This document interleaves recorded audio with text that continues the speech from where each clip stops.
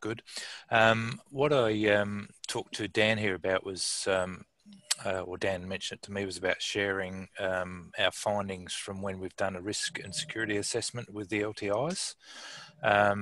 And so what I did was just looked at one of the reviews that we've done, and I've just set up an unpublished Canvas document, which I think I probably should show you now, that just shows how it might work. And I think I just need to share my screen so I'll see how this goes. Oh, okay. So I need to have sharing access. Thanks. One moment.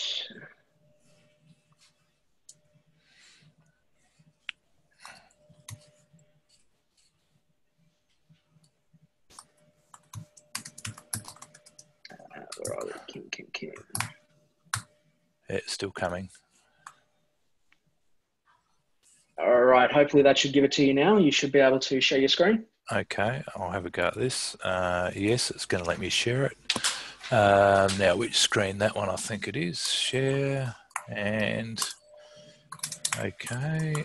Can you see the screen that is got at the top of it now, APAC sharing of security and risk assessments? Yes. Yeah.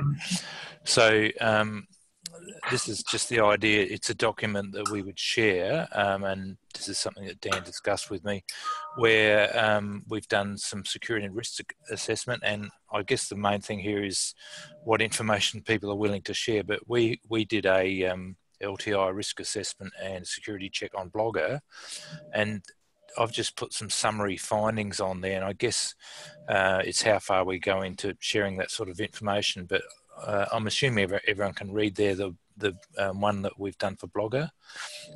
Can you all see that? Mm-hmm. And I get, yeah, it's I guess how far we go into much more detail on that, but basically they're the general findings we found in relation to privacy, content ownership and control, contract term and termination liability.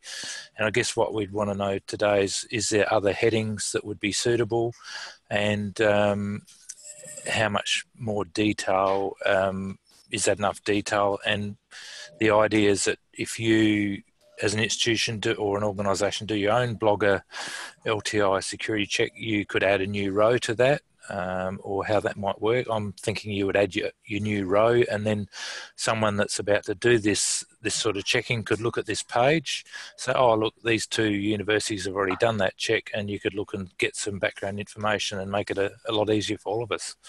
So I guess that's the concept. I'm just looking for any feedback to see if I go ahead and publish that, and I just got to check with Mark here, make sure, you know, who, I guess, yeah, is this something that, just double checking we're willing to share that sort of information? I think, Kim, I think this is great. In principle, I don't think that we would have an issue sharing the same level of information as well. Yep.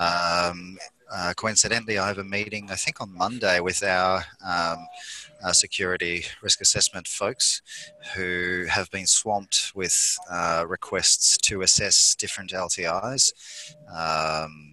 like we said they would be. And now they want to have a conversation about how to streamline that process. And I'll throw this particular issue into the mix with them. And see if this kind of information will help them streamline some of their processes as well.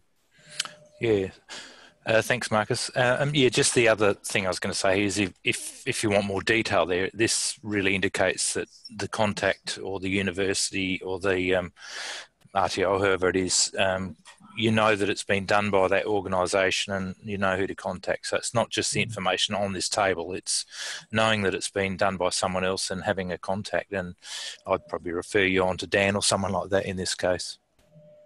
Yeah, that's right. So if somebody does need to get more details, then you've got a point person to follow up with, right? Yep. Yep.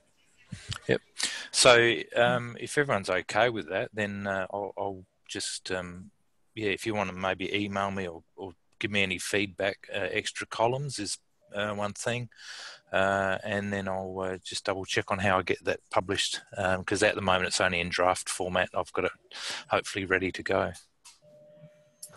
Yeah, I was just going to suggest maybe one more column on some of the LTIs that are using the API access as well. Okay.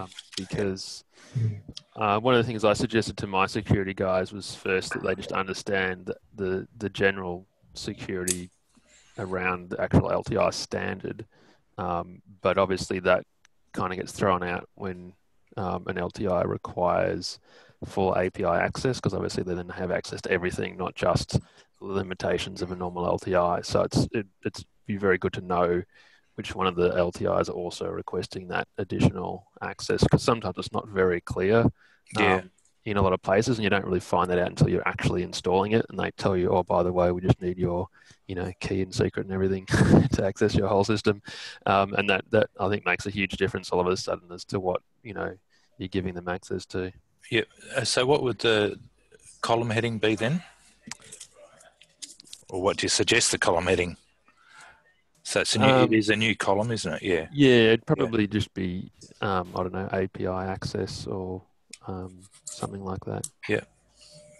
And a really interesting question that I'd ask following that is, one of the things that's concerned me when we've been doing a similar review is that the APIs are currently really an all or nothing solution in this area.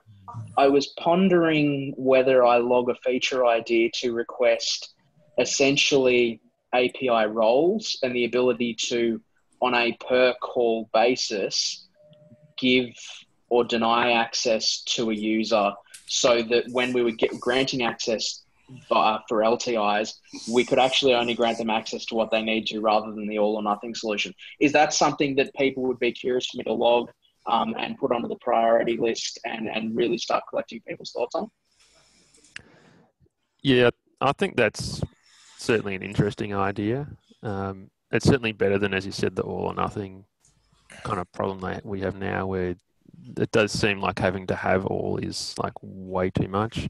And when it's kind of funny, because if you use JavaScript, you have access to things through the API, but it's limited to the user of the current user sort of thing, whereas the only current user that is available in the API essentially is the administrator. So that is the user level you get, full administrator. Would almost be useful to actually have like a role. You could say that role is designated to that or to your APIs, and you limit them, so you can shut down things. Yeah. Awesome. I'll take that away as an action item. I will put something together for that. Kim, the other thing which I was thinking would just be a really good high level column to have is, where is the data currently hosted? I.e., is it in Australia? Are they looking to potentially come out to Australia, or are they kind of US only? Because that's really the first top level question I generally ask. Yeah. I'm assuming for us that sits under one of those four, but yeah, if you think that needs a new, what warrants a new column, yeah, I could add that in. So where is the data hosted? Yeah. Yeah. Yep. Yeah, just going back, it's Mark here from Adelaide, just going back to access. We find that with the LTIs, there's really the four core levels, which is, sort of anonymous, email, name only, and virtually everything. And then there's the API. So I think if we list what the LTI is wanting, no, internally it's only the the one that sort of gets all the information about the students that we're concerned about. And interestingly, we're only concerned about it because it includes the student's avatar, and in a lot of cases the student's avatar is their picture.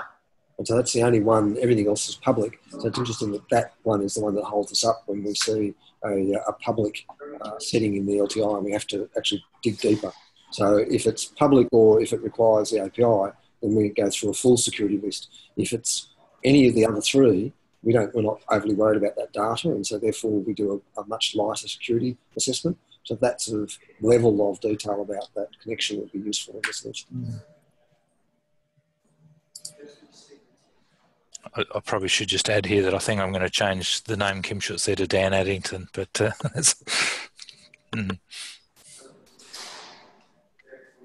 Excellent. Does anyone else have any more questions for Kim? Kim, that was awesome. Thank you. Yeah, that's good. No worries. Thanks. I'll stop sharing. Thank you. For now.